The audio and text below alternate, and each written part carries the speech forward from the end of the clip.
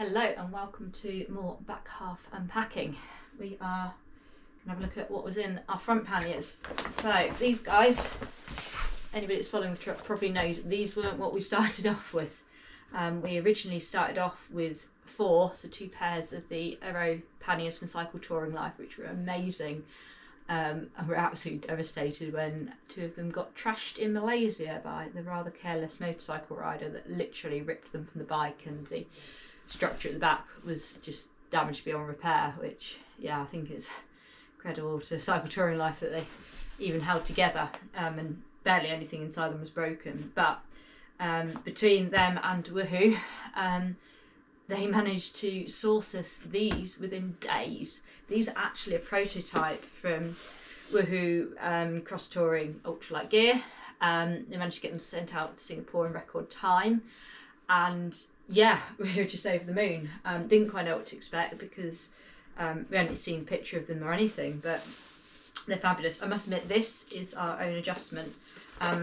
One criticism I'd have, although they're probably not designed for the sort of trick we're doing, much lighter, is the strap that closes on the top, which I won't do up now, but it was far too short for us to get our kit in, but they're probably not designed to be packed this full, but they're really, really lightweight, far lighter than the Aero, so perfect for weekend backpacking, things like that.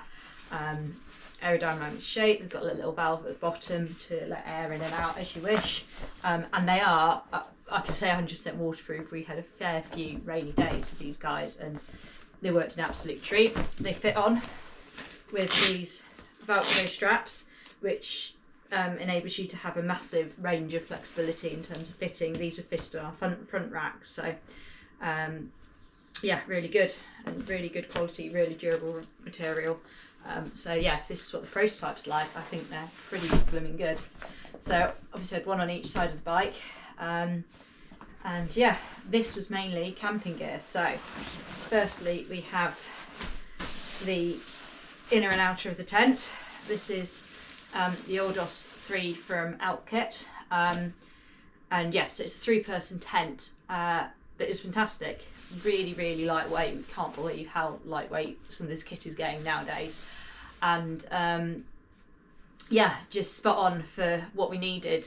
Yes, okay, we could have taken a smaller tent, we could have taken bivvies, but when you're on the road every day, and particularly if it's pouring down with rain, just having that extra space to get all your kit out, get dry, and have somewhere to kind of relax in the evening makes all the difference. So we camped on campsites and in wild campsites with this, and it's great, really quick to put up, really easy, felt like a second home. It was actually quite nice to go to bed and wake up in the tent because it felt like a familiar surrounding as opposed to a anonymous motel room. So that's the inner. The poles and pegs are actually in the frame bag, but I thought I'd just show you again. They weigh like nothing, but they sat underneath me on the frame all the way. So that was a really good setup. And then we had some sleeping bag liners. Some nights were a bit nippy in the tent, as much as we didn't camp as much as we intended, or potentially in Canada where it's getting colder, we didn't get the opportunity to camp as much. But these were really good if we had dubiously clean sheets or were a bit suspicious of the cleanliness of the room. We could literally just get these out and sleep in them.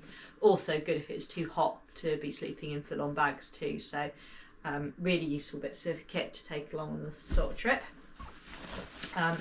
We have another dry bag in here, and I'll show you these in more depth in a minute, because they're a second degree of protection, because the last thing you want is your sleeping bag and your tent getting wet. So these are the Elkkit Pipe Dreams that were gifted to us especially for this trip. I think this is the short one, so we had a short version and a long version. Stevie is 6'3", and he fits in the long version. Basically, he was absolutely amazed to have a sleeping bag where he can get the whole length of his body in, put the hood over it, and do the hood up as well to really get in there. These are super warm, super lightweight. They're just beautiful sleeping bags compared to what we've grown up with over the years. yeah, these are just absolute bliss. They are so comfy. It is like sleeping in a cloud. They are down, so you have to be careful to keep them dry, but it did mean they were super, super warm in the colder climes. And we know a company like Alpkit is really responsible in terms of sourcing down and things like that too. So these guys are just absolutely lovely. So that was one of them on one side. That's the dry bag, and that's one bag done. So to open the next bag, we haven't actually got both of these here, but down jackets. So this is mine. Stevie's, I think, is actually out and away. We actually use these all the time still. They're just a generic brand that we picked up in Norway, of all places. But yeah, again, these were worn while cycling. That's how cold it was in Canada when we were down to -10. Stevie was wearing his. I don't think I actually wore mine on the bike, but I certainly wore it a lot of evenings to warm up. You know, wore it camping, wore it out and about. So yeah, these were essential to have. We carried them for the whole trip, even when it was warmer. But you can never predict what's going to happen on the road. You could get stuck somewhere at night, all sorts of things. You could be in shock. I think these were essential to have as a backup. Pop that there, because that's going to go back down with my day-to-day kit. These. So, many of you should have seen these and may recognise them. These are Stevie's famous down booties. I bought these for him as a bit of a joke, that's why they're pink. Because he always suffers with cold feet in the tent, I think because his feet are so far away from his circulation that blood doesn't reach there.